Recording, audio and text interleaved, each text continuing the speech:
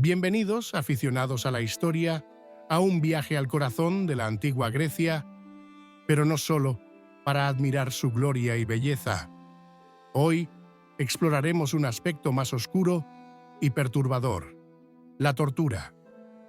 Mientras tanto, suscríbete al canal si te interesan los videos históricos.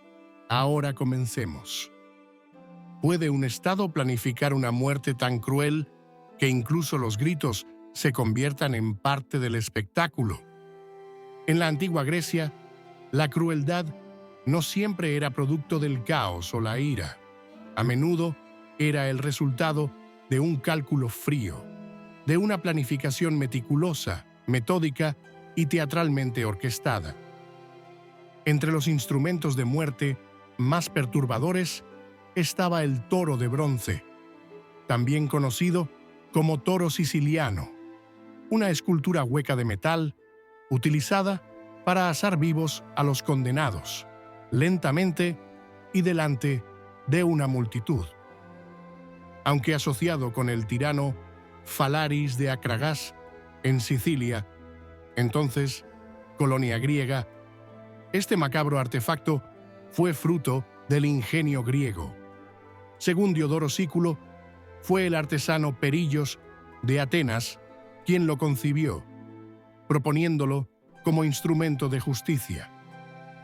El toro era hueco, con una puerta lateral para la inserción de la víctima. Una vez encendido el fuego, bajo la estructura, el bronce se calentaba y asaba al condenado. Pero Perillo no se detuvo ahí.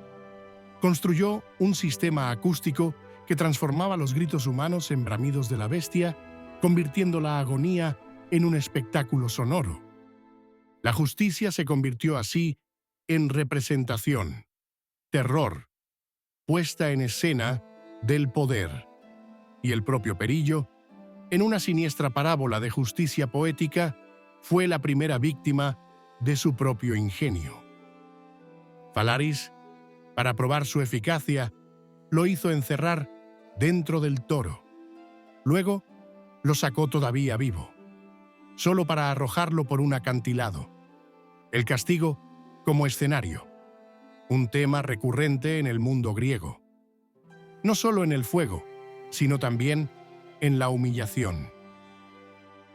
Entre las prácticas punitivas, menos conocidas pero profundamente inquietantes, se encuentra la rafanitosis. Aristófanes, el comediante ateniense, habla de ella en su comedia Las nubes, 423 a.C. Presumiblemente era una forma de castigo corporal por delitos sexuales o morales. Consistía en la introducción forzada de un gran rábano picante, ráfanos, en el ano del condenado, a menudo en contextos públicos o ceremoniales. Un castigo que combinaba sufrimiento físico y humillación social en una cultura donde la reputación, sofrosini, sofrosin, era parte integral de la identidad ciudadana.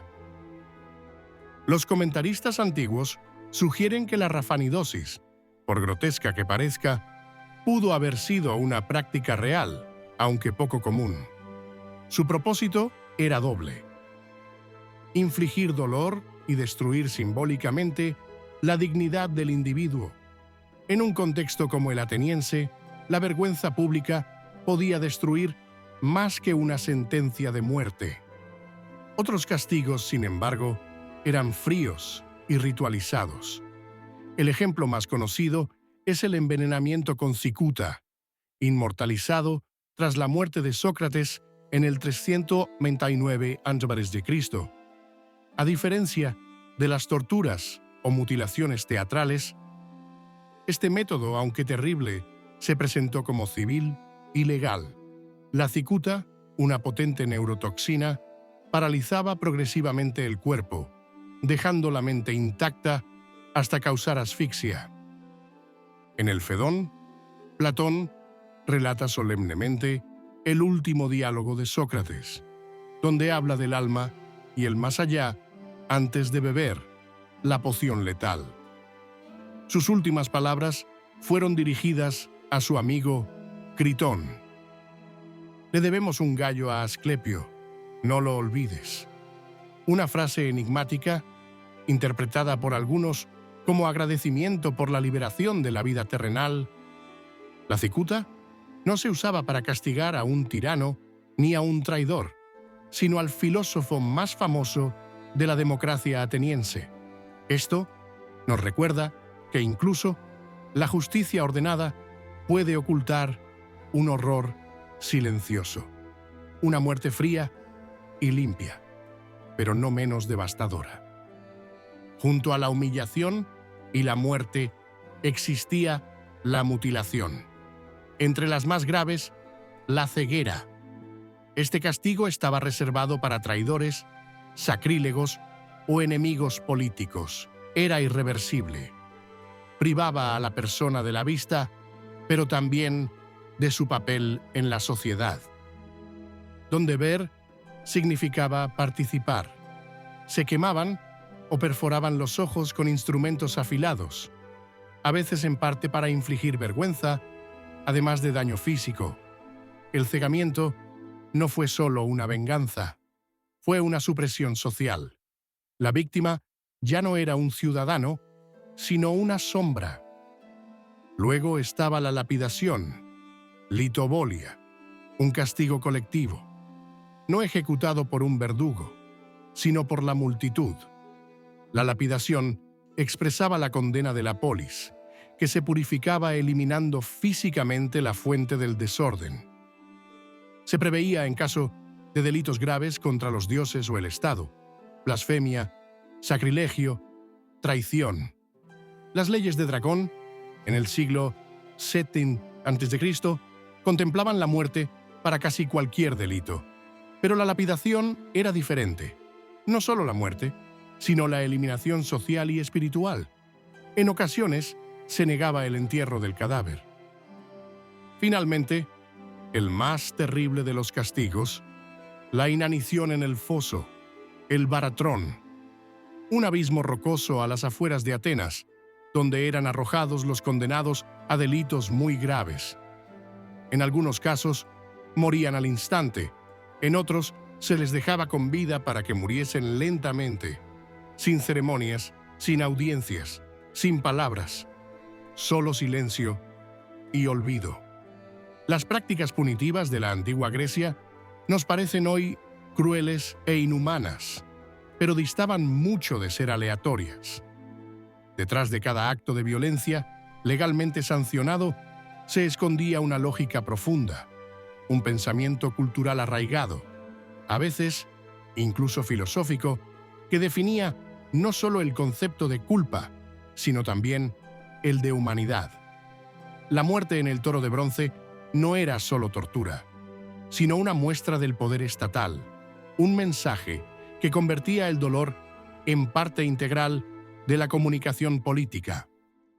La rafanidosis, por absurda y grotesca que nos parezca, demostró cómo la vergüenza podía utilizarse como arma para controlar la moral pública. El envenenamiento con cicuta, en su aparente compostura, revelaba en cambio una faceta más sofisticada y ritual del castigo, donde el orden democrático encontraba justificación incluso en la supresión de sus mentes más brillantes. Y el hambre en la fosa, como la lapidación, despojaba a los condenados no solo de la vida, sino también de la memoria, el nombre y la pertenencia. Estas formas de castigo, aunque diferentes en su ejecución, tenían algo en común. Todas estaban diseñadas para ir más allá de la mera eliminación física. Su objetivo era golpear el alma social del culpable, aislarlo del cuerpo cívico, transformarlo en un símbolo negativo para ser expuesto, temido y olvidado. El sufrimiento se convirtió así en lenguaje, ritual e instrumento para la preservación del orden. Lo impactante no es solo la crueldad, sino la consciencia con la que se ejercía. En una sociedad que inventó la filosofía, el teatro y la democracia, el uso de la violencia legal adquiere un significado inquietante. Incluso en las civilizaciones más ilustradas, la justicia puede transformarse en espectáculo, la ley en terror, la legalidad en venganza. Reflexionar sobre estos dolores no significa juzgar el pasado con ojos modernos, sino preguntarnos hasta dónde puede llegar una sociedad civil para protegerse. ¿Dónde está el límite entre la justicia y la barbarie? Cuando el dolor se convierte en mensaje, se corrompe o se fortalece la ley. La democracia, tan elogiada por los griegos, quizá haya demostrado que incluso en un sistema basado en el consenso, el poder puede optar por métodos despiadados para mantener su equilibrio. Eso es todo por hoy. ¿Qué les parece? Cuéntenme en los comentarios. Su opinión es muy importante para mí. Si les gusta, suscríbanse al canal para no perderse los próximos videos. Nos vemos la próxima. Chao.